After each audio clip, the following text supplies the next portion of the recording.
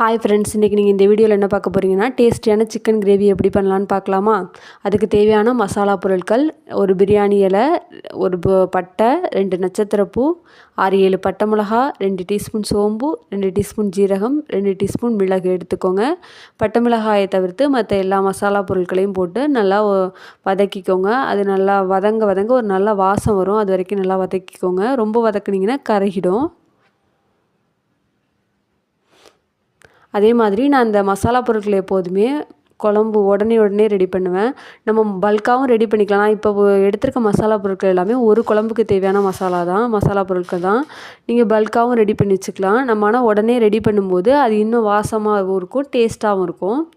வதங்கின பிறகு லாஸ்ட்டாக பட்டை மிளகாயை போட்டு அதையும் வதக்கிக்கோங்க. ரொம்ப இது பண்ணிங்கன்னா கருகிரும் பட்டை மிளகாய். லைட்டாக வதங்க விட்டு ஸ்டவ்வை ஆஃப் பண்ணிடுங்க. ஆஃப் பண்ணிவிட்டு கொஞ்சம் நேரம் ஆறின பிறகு அது மிக்ஸி ஜாருக்கு மாற்றி நல்லா பொடியாக அரைச்சி எடுத்து வச்சுக்கோங்க.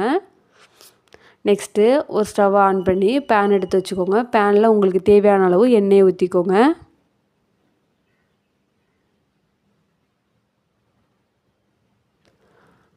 எண்ணெய் சூடான பிறகு என்ன செய்றீங்கன்னா, இதுக்கு தாளிப்புக்காக ஒரு பிரியாணி இலை, ஒரு பட்டை எடுத்து நல்லா தாளிச்சுக்கோங்க.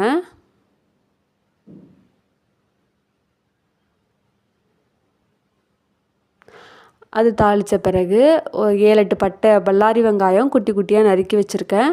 அதையும் ஆட் பண்ணி ஓரளவு பொன்னிறமாக வர வரைக்கும் நல்லா வெங்காயத்தை வறுத்துக்கோங்க. வெங்காயம் நல்லா வதங்குறப்ப தான் நமக்கு அந்த குழம்பு நல்லா டேஸ்ட்டாக கொடுக்கும்.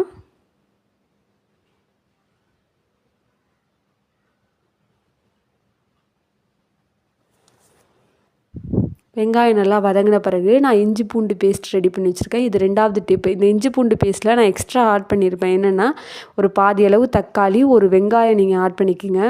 நான் இதில் என்னென்ன ஆட் பண்ணியிருக்கேன்னா, பாதி தக்காளி, ஒரு வெங்காயம், இஞ்சி பூண்டு, 1 டீஸ்பூன் சோம்பு, 1 டீஸ்பூன் ஜீரகம். இந்த மெத்தடில் நீங்கள் இஞ்சி பூண்டு பேஸ்ட் ரெடி பண்ணி போட்டிங்க அப்படின்னா, இதுவும் இந்த கிரேவிக்கு டேஸ்ட்டை என்ஹான்ஸ் பண்ணி கொடுக்கும். ஓகேவா?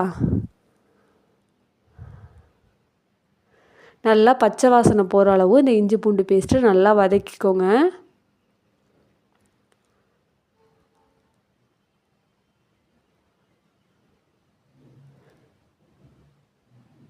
இந்த இஞ்சி பூண்டு பேஸ்ட்டு நல்லா வதங்கினதுக்கப்புறம் நான் 2 தக்காளி குட்டி குட்டியாக சாப் பண்ணி வச்சுருக்கேன். அதையும் ஆட் பண்ணி அதையும் நல்லா வதக்கிக்கோங்க. அதுவும் நல்லா வதங்கி வரணும்.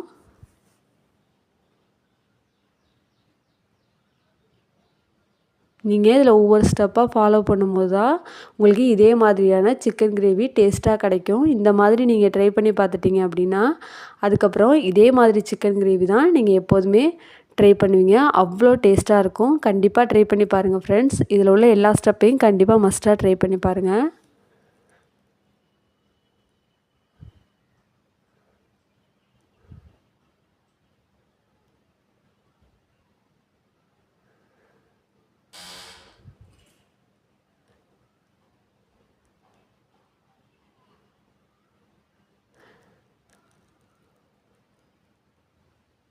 தக்காளி நல்லா வதங்கினதுக்கப்புறம் நம்ம அரைச்சி வச்சுருக்கோம்ல மசாலா அதை வந்து ஆட் பண்ணிக்கோங்க.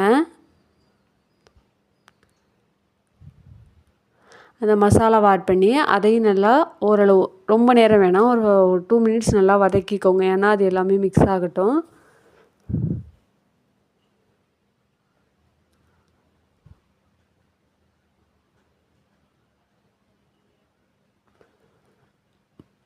அந்த மசாலாவை நல்லா வதக்கினதுக்கப்புறம் நான் இதில் வந்து 1/2 கிலோ கோழி எடுத்திருக்கேன்.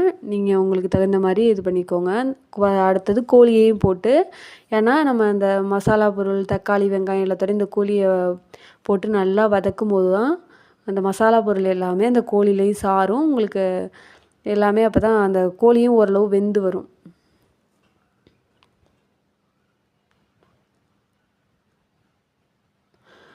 நான் இதோட இன்னொரு இதுவும் ஆட் பண்ணுறேன். என்னென்னு பார்த்தீங்கன்னா, குழம்பு மிளகாய் தூள். ஏன்னா இது நம்ம காரம் வந்து நம்ம அந்த மசாலாவில் கொஞ்சம் பட்டை மிளகாய் கம்மியாக தான் போட்டிருப்போம். ப்ளஸ் இது வந்து கொஞ்சம் திக்காக கிரேவி வரணும் அப்படிங்கிறதுக்காக நாங்கள் ரெடி பண்ணி வச்சுருக்க குழம்பு மிளகாய் தூளில் 2 1/2 டீஸ்பூன் ஆட் பண்ணியிருக்கேன்.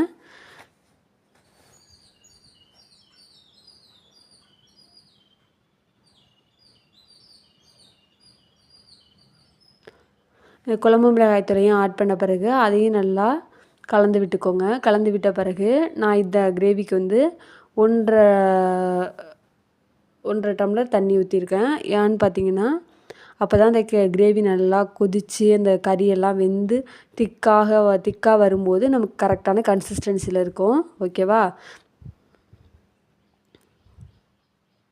அப்போ தான் இது உங்களுக்கு ஒரு கரெக்டான கன்சிஸ்டன்சியில் இருக்கும்.